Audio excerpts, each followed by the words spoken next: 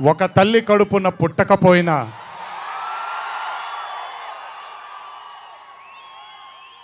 నన్ను కడుపులో పెట్టుకొని నేను చేసిన తప్పుల్ని క్షమిస్తూ నా బాధల్లో నాతో పాటు మీరు భుజాన్ని కలిగించి నా ఆనందంలో మీరు ఆనందాన్ని పంచుకొని నా బాధల్లో మీరు నాతో పాటు కన్నీళ్లు రాల్చి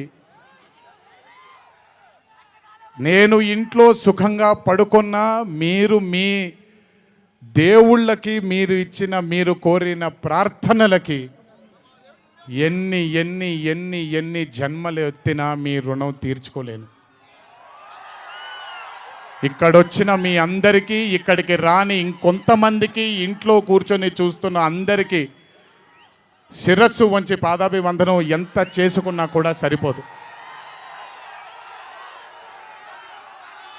మా నాన్నగారితో చెప్పాను, నాన్న కొడుకుగా నాకు జన్మనిచ్చారు, కానీ ఈ జీవితం మాత్రం మీకే అంకితం.